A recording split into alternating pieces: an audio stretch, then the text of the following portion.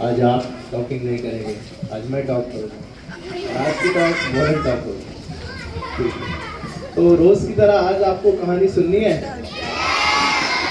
ठीक है। किसी ने सच ही कहा है, मेहनत से खाया निवाला मुफ्त में मेरी दावत से बहुत ही बेशकीमती होता है। तो आज की कहानी इसी पर बेस्ड है। एक बहुत घना जंगल रहता है, ऐसा घना जंगल कि उसमें सूरज की रोशनी तक नहीं पहुंच पाती। और उसी जंगल में एक गिद्धों का जत्था रहता था। बहुत सारे गिद्ध रहते थे। गिद्ध पता है आप लोगों को? वल्चर्स, हाँ। तो उनका एक ग्रुप रहता था। वो इतना ज्यादा शक्तिशाली था कि उनसे सारा जंगल डरा हुआ रहता था। उनके पंजे इतने ज्यादा मजबूत और परों में इतनी भारी ताकत कि वो शेर के बच्चे को तक उठा के ले जाते। उनका इतना ज्यादा आतंक रहता। तो एक बार इसी तरह वो जंगल में घूमते घूमते घूमते किसी समंदर की तरफ चल पड़े। और चलते चलते उन्होंने देखा कि वहां पर एक सुंदर सा टापू है।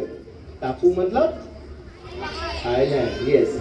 तो उन्होंने देखा कि उस टापू के ऊपर तो बहुत ही सुंदरता भरी पड़ी है। ये जानवर, मछलियां, कीड़े मकोड़े, सांप, बिच्छू, जो बोले वो खाने को। वो बहुत खुश हो गए।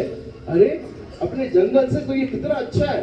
जंगल में तो कितनी मेहनत करनी पड़ती है, जाओ उसका पीछा करो, पकड़ो, उठाओ, कितनी रिस्क होती है अपनी जान को। यहाँ तो देखो आराम से बैठो, खाओ, मुंह खोलो, मुंह में मछली अपने आप। ये तो बहुत ही मजे की बात है। तो इस तरह से उन्होंने वहां पर रुककर मजे से वहां पे दावत उड़ाना शुरू कर दिया। तो काफी दिन ऐसे ही चलता रहा। लेकिन उसमें एक बुजुर्ग गिद्ध था। उसको ये बात बिल्कुल भी अच्छी नहीं लग रही थी और उसे डर सता रहा था कि अगर ऐसा ही चलता रहा तो मेरे साथी एक दिन अपनी पूरी ताकत खो देंगे। तो ये बात उस बुजुर्ग ने अपने साथियों को बताई।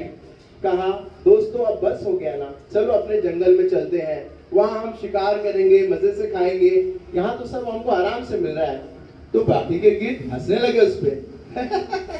अरे ये बुढ़ा पागल हो गया है, देखो कैसी बातें कर रहा है। हाँ, बुढ़ापे में तो लोग ऐसी बातें करते हैं। ओ भैया जाओ, आप लोग जाओ, हम लोग नहीं आने वाले। तो उस बुजुर्ग की बात किसी ने नहीं मानी। तो वो बुजुर्ग वहां से निकल लिए। ठीक है, मैं तो अपने अपने जंगल लौट जाऊंगा। फिर लौटने के बाद वो वहां शिकार करने लग गया, वही उसका रूटीन चालू हो गया। लेकिन एक दिन उसको अपने दोस्तों की याद आ गई। चलो एक बार मैं मिलके आता हूँ।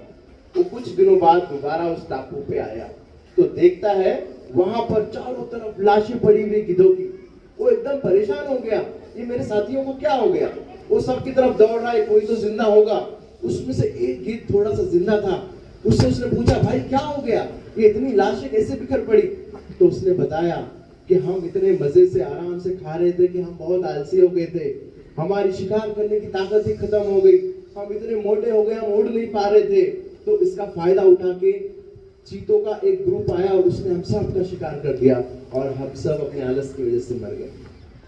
तो ये सुनकर उस बुजुर्ग को बहुत बुरा लगा और उसने कहा, मैंने आप लोगों को कहा था कि आलस मत करो, चलो अपने अपने अपने जंगल में लौट चलते हैं जहां पर हम अपनी शक्तियों का सही इस्तेमाल कर सकते हैं।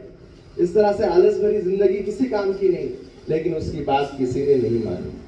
तो दोस्तों, ये बात सिर्फ गिद्धों के लिए नहीं है, ये हम सबके लिए है। आजकल क्या हो गया है, जो भी आपको होमवर्क दिया जा रहा है हम गूगल पे सर्च कर रहे हैं, और कौन से एआई आए हैं, जेमिनी है ना, तो ये मुफ्त में सब उंगलियां करा के दे रहे हैं। तो इस वजह से हमारी सोचने की जो ताकत है, हमारी सलाहियत है, वो धीरे धीरे खत्म होती जा रही है। तो आपको भी इस तरह से आलस नहीं करना है, खुद से मेहनत करनी है। जब एग्जाम आएगा तभी मैं पढ़ूंगा, इस तरह नहीं करना है। इंस्पेक्शन आएगा तभी मेरा काम कंप्लीट होगा, ऐसा नहीं करना है। इससे क्या पता किस दिन अचानक इंस्पेक्शन आ जाए और आपका भी शिकार हो जाए। तो इससे हमें ये सबक मिलता है कि आलस नहीं करना है। धन्यवाद।